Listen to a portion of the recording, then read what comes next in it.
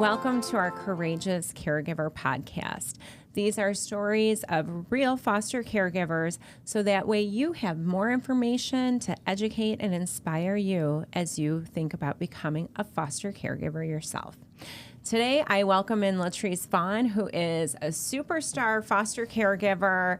I'm so excited to have Latreece here. She's also on our Foster Parent Champion staff. So Latreece, thanks for joining me today in the studio. Thank you for having me. So let's start I know a lot about you, but why don't you tell our audience a little bit about yourself and a little bit about your family? I'm a parent or a partner parent. I'm a mother of... I don't know at the moment. I do have bio kids. I have kids that I adopted. At the moment, it's 6 kids in my home. But I do have kids that moved out. I've been fostering since 2019. So I had to learn how to be a foster parent through COVID, which was a little different. But it's been a journey. It's been nice. And what made you decide to start this journey and become a foster parent? It was actually a booth. I seen someone and they were talking about being a foster parent. I went over to just ask questions, and I think it was more to erase the stigmas that I had to figure out how to become a foster parent, because I remember my grandmother wanted to be one, and there were a lot of more hurdles back then. So when I was talking to somebody, I was like, no, just do an info session so you can figure out for yourself. So when I went to the info session, it was just like, oh, wait a minute, you don't have to own your own home. You don't have to be a single parent. So I think the info session was like an eye-opener for me. So I was just going to ask you, can you go into some of these stigmas? What did you think being a foster parent had to look like? 2-parent home, you had to own your own home, you had to have a lot of money. I really thought a lot of things that I learned in the info session was totally different from when my grandma wanted to be a foster parent. She wanted to be a foster parent in California. They were very strict about you couldn't have any guns in the home. You had to have a 2-parent household. The bedroom situation, it was very strict. They couldn't share bedrooms. Like the bio kids couldn't share bedrooms with the foster parents. So it was a lot of different things compared to what it is now. So going into an info session, it was just like, oh, maybe you should inquire before you just like, oh, I can't do that. So it was good to go into an info session. It was just like, oh, you can be a single parent. You can be a same-sex couple. So I think the info session helps a lot. And I think by spreading the word to let the people know that anyone could be a foster parent as long as you open your heart and is willing to love, and you're going to offer a safe environment. Right. You're exactly right. So 21 and over, ability to pass the background check and clear your fingerprints. Mm-hmm. You can be a single parent. You can be in a same-sex relationship. You can be married. You can rent, right? Just as long as you have some space in your home for the kids that you're going to take into care, and as long as you have a renter's insurance, you can be a homeowner. You can own firearms. They need to be locked up separate from the ammunition and keep that locked up. But yeah, I'm glad you went, because if you just, based off of your assumptions, ruled yourself out, think of how many kids you fostered through the years that wouldn't have had the experience they had with you. So let's talk about, how many kids have you fostered? I've lost count at this point. I've fostered and adopted so many kids, and fostered and provided respite for so many kids. It's been a journey, though, especially allowing the kids that I've fostered to go back home to their parents. I think that's the most rewarding experience, seeing that their parents can reunify, still thrive, still reach out to me, still have relationships. I think that's like the most rewarding experience, being a foster parent. So let's talk about reunification, because for the majority of kids in foster care, that's the goal. That when the child is unfortunately in an unsafe situation and family services has to remove the child from that situation, they go either with a relative caregiver or with a licensed foster caregiver or fictive kinship caregiver. Mm-hmm. When we're working with the child, providing that safe home, providing services to the child, therapies, et cetera, to make sure that the child has everything they need to thrive, that biological family is also going through a reunification plan. So that way they can create that safety to bring the child back home. So how have you supported biological parents with their reunification plans? It's a couple. One of my girls, or two of my girls, they went home. I was in their in-home safety plan. I made sure I kept in contact with their mom. She didn't keep in contact, but she's back in contact with me now. She was very sad that she had lost my number. When she found me again, we're in contact. But my last one, he went home in October. We talk all the time. He still comes over. His mom doesn't have a lot of support, so I'm her support system. She reaches out to me if she has questions, if it comes to like childcare or just things in general about parenting, because, you know, a lot of our families, they don't have a lot of support. They don't have other family members. They're the only one. They're parenting all over again. So if you come into this and you realize that they need your help and you guys are doing this as a team, it's easier. So reunification is always the goal. So if you realize that and continue that throughout the process, it'll be easier on the child and the parents. Well, I think you bring up a good point that it's easier for the child if they see you working together with the biological family, because then they're not like pulled, because you're developing a relationship with these kids. Yes. You need to make sure that they can trust you. They feel safe in your home. They feel supported. You know, but ultimately, these kids love their parents. No matter what happened, no matter why they got taken away, they still love their parents. So if they see that you're trying to make them make a difference between their parents and them, they're ultimately still going to choose their parents. But it's also good that you show them that you love their parent too, no matter what they're going through, because sometimes the parents didn't actually be in this situation either. Some of them are, you know, we're in the foster care system themselves, so they don't have family. They don't have anyone to turn to. They might not have ever seen positive parenting styles or like know how to access resources, right? Like, we're in a tough economy, you know, they you know, have a hard time holding down a job and don't know what kind of like community support that they can get to keep the lights on or to keep the gas on in their homes. And so for you to be that support and model the positive parenting, help the families find the resources, I think that's incredible, because not only are you providing that safe home for that child, but you're really, as a foster parent, strengthening that biological family for that child. Yeah, and then it makes a difference because, like, they know if something is wrong or if they need some support, they can reach back out to you instead of just giving up, because sometimes it gets hard. And then most of the time they can, if they need a break, they can reach out to you like, okay, I just need somebody to watch them for, you know, a couple hours when they're not working. Because sometimes as parents, we don't realize we do need a break. Even bio parents, it's hard on us. So I think with being a foster parent, sometimes you just got to take a step back and realize it's always about the kids. It is always about the kids. And those kids, they love their parents. So if you can work with their parents, you're doing a great, great service to our community as a whole, because these kids are our future. They are. They are. So do you have a certain age group that you like to foster?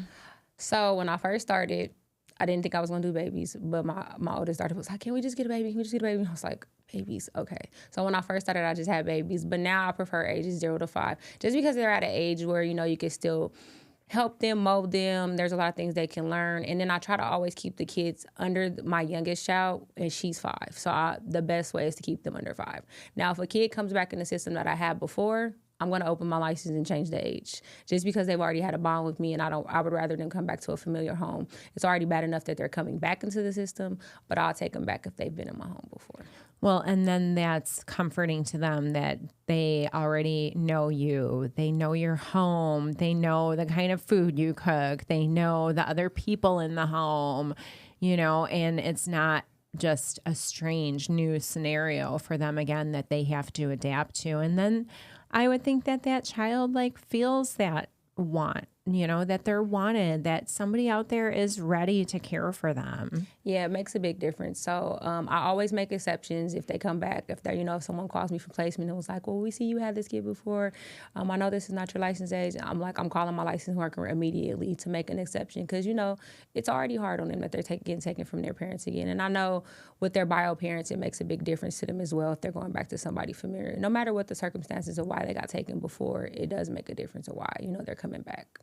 So let's talk about your bio kids and the role that they've taken on as, you know, big sister, big brother to these kids that you're fostering. What has it been like for them? I couldn't have done this without my kids. They are like my rocks. They're my everything. My oldest daughters, like my sons, they are everything. They are champions. They love the babies, especially the boys. They love them to death. My daughter has been amazing, especially with my daughter that I adopted. That's like her little twin. You can't even tell her if that's her sister or her daughter. They're inseparable. But I always value their opinions. They always be like, Mom, you do so much. You need to take a break. So, when I do, they always be like, Mom, let's put a bed on hold. But yeah, they're amazing. I think it showed them that they have gotten a lot out of this, that they're spoiled and they appreciate things a lot more because they didn't realize, some of the things that they take for granted, just little things. So it's been a learning experience for them. My daughter, as soon as she turns 21, she wants to become a foster parent. So she's just waiting till the days to count down all the time. She's very involved in the whole day-to-day when it comes to foster care. So she's very exceptional when it comes to this whole situation. She loves it, especially my older son. He acts like he doesn't care, but as soon as one of the kids go home, she was like, are they really leaving? Like, what do you mean they're going home? So, yeah. What do you think their biggest takeaway from this is? I noticed that they appreciate me much, much more. Like, ever since I started this journey, even my 11-year-old, he tells me thank you just for anything. And I'm like, what did I do? And he was like, nothing, just thank you. So I think gratitude. They're grateful, not only for what you do for them, but for what you do for these kids that you take into your home. And how do you welcome the kids into your home? Like, what does it look like when placement calls and they're like, we have this child, and you're like, okay, I'm going to come get this child. What do you do? What's the first thing you do when you bring them home? I normally, every time I pick up a child, I normally go by myself because I don't want it to be overwhelming because we have a big family. So if I don't have a kid that I gave birth to, I always have bonus kids in my home. So I don't want to overwhelm them. So I normally go by myself. I talk to them. I introduce myself, just have a conversation, ask them if they're hungry, did they eat or anything? And if they didn't, I try to stop, ask them what they want, stop somewhere. And then when I go home, I show them where they're going to sleep at, ask them if they, want to change their sheets on their bed, just little things like that so they can be comfortable. And then my kids always like, Mom, you just show up with a kid. Why didn't you tell us? Because I don't want them to be overwhelmed. So I try to just introduce them slowly, just make them go around the house, just show them little things. And then most of the time they get comfortable, I think because there's other kids there, especially around their same age. I think also the fact that I don't ask them a lot of questions. I wait till they open up to me because I feel like they've already seen so many strangers before they came to my home. I just make it as easy as possible. And then I think by a couple of days, they're just more comfortable and they're just more loving and just okay with it. I just try to make sure they understand, this is your space, this is your room, this is where your clothes will go. Just letting them know this is theirs. You want to let them know they have a sense of belonging and just know oh, this is not yours, this is mine. That's more so what I do. I like that this is your space, that, I'm here to support you and you belong here and we'll take care of you. And I think you brought up a good point too, that they fall into feeling comfortable because there's other kids there, right? And you give them that space. I don't think any child 0 to 18 wants to come in after they've been through being removed from their family, having to talk with a caseworker and an intake worker and go through a medical exam and go through a dental exam and talk with placement, and there's a lot of people that they talk to before they come to your home. You don't know what the last 24 hours for that child look like.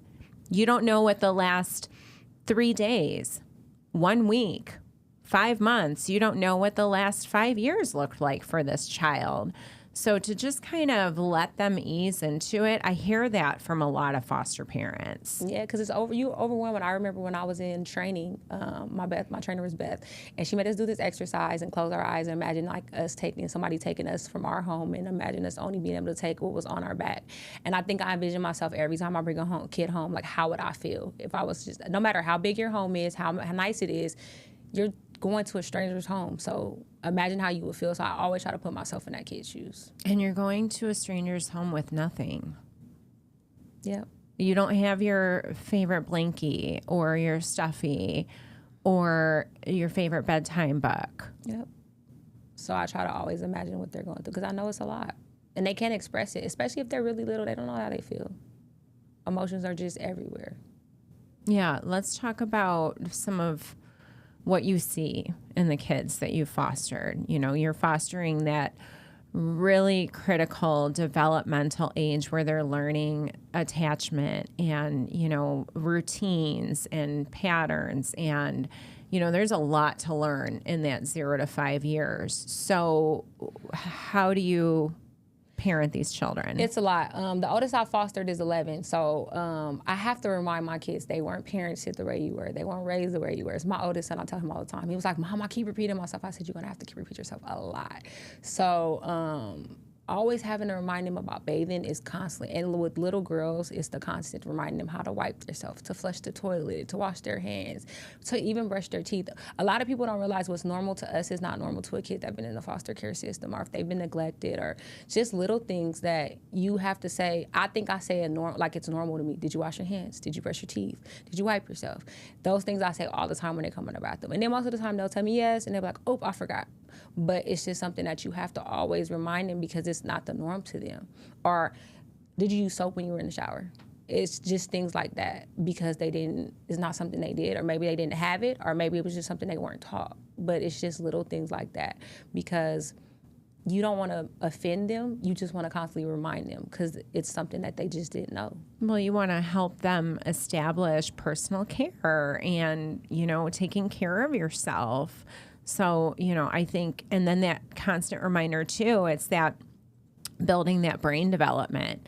I mean, you're caring for kids that they have a lot of brain development to go. So it is a continual reminder. And, sometimes I hear parents using like visual cues too, right? Like Yes. putting up some signage through the house or, using books to help establish those routines. So do you go off of like a pretty established routine, or what does the day-to-day look like? We have a routine. We have a schedule. Even when they go to like the daycare they go to, they have a same routine, same schedule. Like they're supposed to do like their ABCs when they brush their teeth, so they know they're brushing their teeth enough. When I took them to the dentist, they said the same thing. It's a routine. Like our day starts at 6:30 every morning, sometimes 6 o'clock dependent, but it's 6 of us trying to get out the door, and the youngest is 15 months, and then the oldest is 17. So we're all trying to get out the door at the same time. It's 3 bathrooms, but I still feel like it's not enough bathrooms because everyone wants to be in the same bathroom at the same time. So, one is trying to brush their teeth a little bit longer because we went to the dentist and they was like, I don't want any cavities. So you have one that's trying to do something else and the other one's trying to help the other one. It's just a lot of teamwork and a lot of independence at the same time. So the older girls are trying to, find their own clothes now, and they want to pick out their own outfits, and everyone's trying to help each other out. And then there's like, you're not putting your shoes on right. So there's a lot of independence at the same time. They're still trying to figure out things on their own because I try to raise them to be independent because I want them to, go back to their parents and still be okay. But it's just a lot. And let me remind our viewers, she is doing this as a single parent. Yes. This is a single parent taking on this role. So if you're out there and you're thinking about becoming a foster parent, you can do this on your own, but you will need some support. You need a village. I have a village behind me. I do have a village behind me. I have an amazing learning center that my kids go to. Like I said, my older kids help out a lot. I do have a village. I do co-parent with someone that's amazing as well. So I do have a village that helps a lot. But on the day-to-day activities, if it wasn't for my older kids, we have they're busy. But like the older kids, they do help a lot. Even my 5-year-old, or she's not 5 yet, she'll be 5 on the 27th.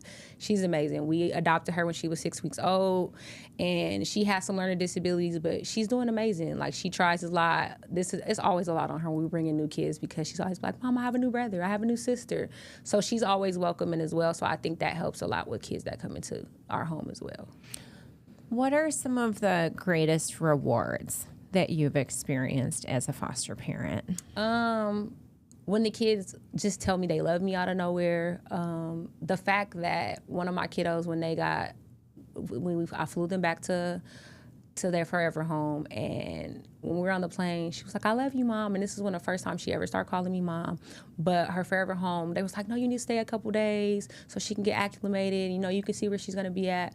I think that was one of my rewarded experiences. She was my second placement. It was hard for me. I had to grieve for a while, but I knew she was going to be okay. So I knew that she was going to be with someone that was going to love her unconditionally, but I knew that no matter what, she would always remember me. So that was it was hard, but it was great. We still talk to this day. She's still doing amazing, and that was over 3 years ago. Okay, so you talked about when she got to her forever home and it was hard and you grieved. We hear from a lot of people that are thinking about becoming a foster parent saying, I don't know if I could support reunification and, help that child go back home or get to their forever family. I don't know if I can do that. What would you say to somebody thinking about fostering that has that mindset on, I don't think I can say goodbye? If you don't feel like you can say goodbye, you're not doing it for the right reasons. If you don't grieve when a child leaves your home, then you're not doing this for the right reason. If it doesn't bother you a little bit when any child leaves your home, I don't care if they're going back to family, a forever home, whatever the case may be, then you're not doing this for the right reason. So you need that compassion and that care. If you are crying after they go back home and you need to take a couple weeks before you bring in another child, that means that you've loved and cared for that child in the way that they needed at that moment. Is that what you're saying? Yes, because I feel like you did the right thing. You loved on that child. You made sure that the kid had everything they were supposed to have, and you formed a bond. That's what you're supposed to do. If you're not forming a bond with these kids, what are you doing this for? And I know it's hard, but it's a part of the whole process of being a foster parent. But at the same time, if you did what you were supposed to do, you made an impact. And that kid will never forget, no matter what you did for that kid.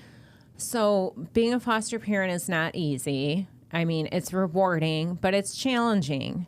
What are you doing on on a daily basis as a foster parent? Depending on what type of kids you get, and when I say the type of kid, depends on their traumas, their behaviors. You will have therapies. You will have, if they have speech therapy, with the kids that the age range that I do, you might have speech therapy maybe once a week. If their delays are more, you will have AB therapies and occupational therapies. Some come to the home, some don't come to the home. So you can be busy. Then you have visitations, depending on how old the kids are. Sometimes it's twice a week, sometimes it's once a week. You just have to make sure your schedule is organized because you're all over the place depending on how many kids you have and depends on their behaviors and therapies. But it's manageable. Most our therapists can come to your home. You just have to figure out what works for you. Well, and you're not paying for any of that, so that's helpful. It is very helpful. And if they ever make you pay, something is wrong. Always reach out to somebody because you're not supposed to pay for anything. You're not financially responsible for any of their medical, which makes it amazing because these kids can still thrive. Yes, all the kids in foster care are on Medicaid, Yes. so then you just have to make sure you're seeing Medicaid providers. Yes. But I think it's realistic to let people know that there could be occupational therapy, speech therapy, Physical therapy, behavioral therapy. Mm-hmm. So that's 4 types of therapy. Plus you're going to the doctor and the dentist and then visitation. So that's 8 different types of appointments. Yes. And that's hard to juggle into your schedule. Not to mention if they go to school. And if they go to school. But if they go to school, some of the therapies, can they get during the school day?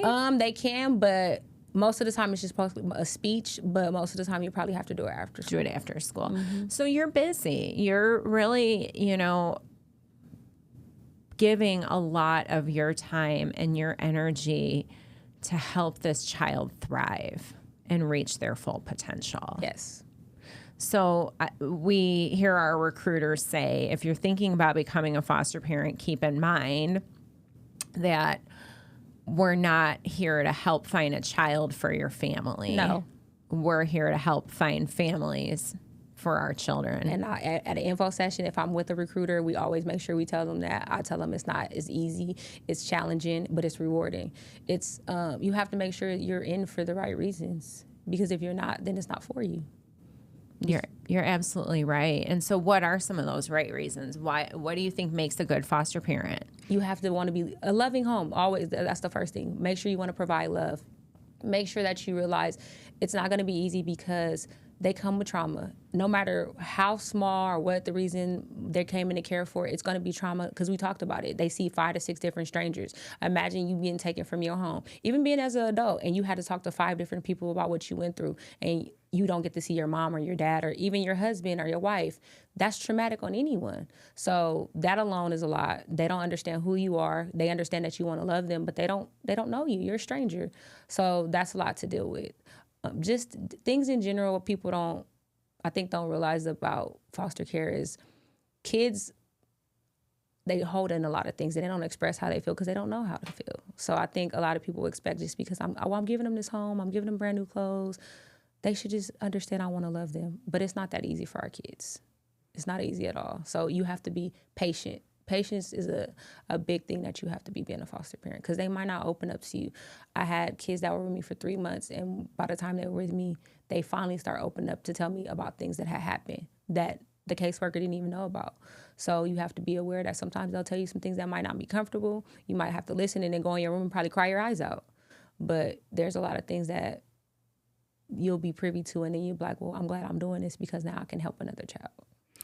So when you are taking on these big emotions and, there's vicarious traumatization that you're hearing these stories of abuse and neglect, that's hard and that's got to weigh on you.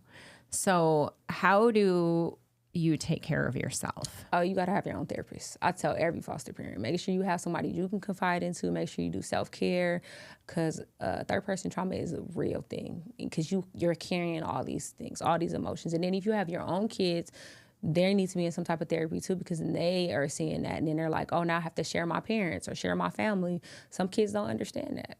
So self-care is important. Set a strict schedule. I say that because, you'll have caseworkers saying, no, you got to do visitations this day. You have to do it this day.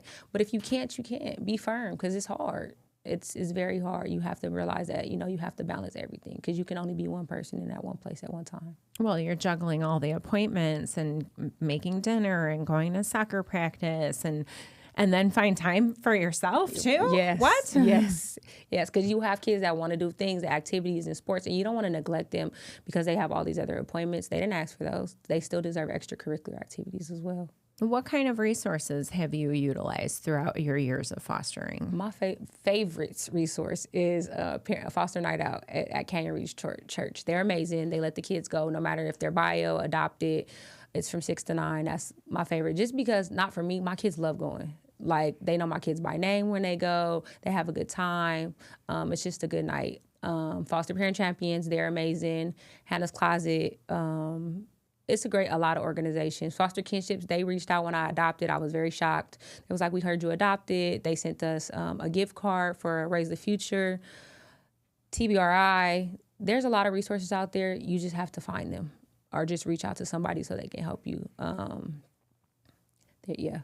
And speaking of finding resources, you are an expert at this. So for those of you watching, Latreece is an awesome foster parent, and she is on our Clark County Family Services Foster Parent Champion team. And this group of foster parent champions, they are foster parents that are employed through Family Services, through the county, that help to run a special hotline for foster parents. And not only a hotline, they'll go out to your house if you're having a tough situation with a kiddo. They will, help be at our events to make sure that you can, just get comfortable and familiar and know that if you're in a crisis type situation, or even if you just need emotional support or a resource that you might not be aware of, you can call our foster parent champion hotline. They will call you too when you get an initial placement after 30 days to see how things are going. So tell me about your work as a foster parent champion. I think it's rewarding. I feel like every foster parent should at least talk to us when you initially get your placement, even if you've been doing it for years, just so you can get your Peggy's Attic referral, get refreshers. Even though you've been doing this a while, we always have new resources, so I think it's a great time to always reach out to us just to figure out what events we're doing, make sure that you're still getting your courier because it's a lot of information in there as well. And the Caregiver Courier is our email newsletter that is sent out to foster parents, which has all sorts of resources, events. We have such a giving community here in Clark County in Las Vegas. I mean, we have groups like F1 doing special sneak previews of their Grand Prix Plaza. We have, all sorts of activities, last minute tickets that, like through the Aviators or through the Aces or the Thrill that, you never know what's going to be in the courier when That's you why you open gotta it look up. at it. Yes, Right? Our yes. kids get the opportunities to get free haircuts Yes. through Paul Mitchell, the school, through Expertise Beauty School. So we're always out there trying to find community resources. So what other resources from the courier have you used?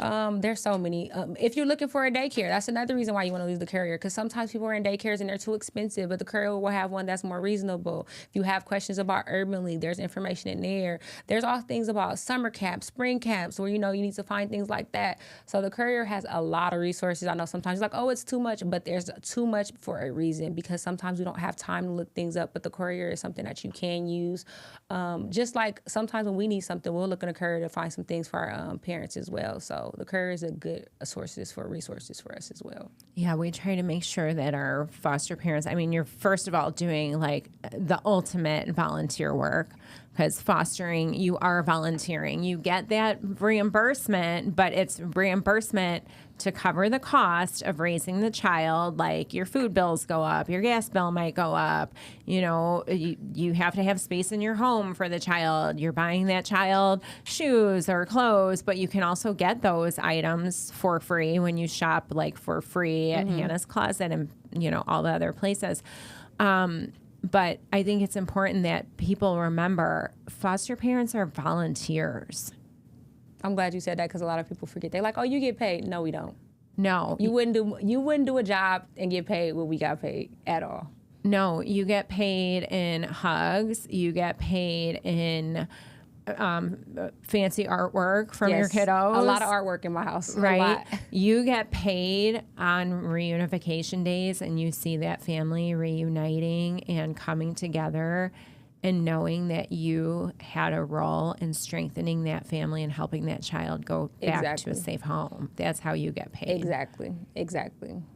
Yes. Well, Latreece, I thank you from the bottom of my heart for everything you do for not just the kids in your care, but the hundreds of families that you support as a foster parent champion. You're touching the lives of so many people, and the work that you're doing really is helping to shape the community around us. These kids are our future. If they didn't have your support, who knows what the story would be for a lot of these families and these kids. You help stabilize placements for kids when you can go out to that family's house and provide them the resources and give them the support that they need as a caregiver. So I really appreciate everything that you do. Thank you, Holly. I appreciate that. Of course. Do you have any last final thoughts as we wrap up this conversation? Anything we didn't touch on? Anyone who's out there who feels like they can't be a foster parent, I'll tell them just go to an info session, and then that way you can make a decision. Don't listen to someone who's been a foster parent, because everyone's story is different. Go out there and get the information for yourself, and then make your final decision. That's my only thing, because we need plenty of foster parents. Please come out. All right. You've heard it firsthand from one of our most experienced, loving, supportive foster parents out there, Miss Latreece. As you know, as I mentioned on every episode of our Courageous Caregiver podcast, we need foster families in Clark County. If you've ever thought about it, like Latreece said, please come out to a foster care information session to learn more. You can get your fingerprints done. You can ask questions to our team. You might even meet some foster parents at your information session, but you can learn more and register online at clarkcountyfostercare.com. Thank you for tuning in today.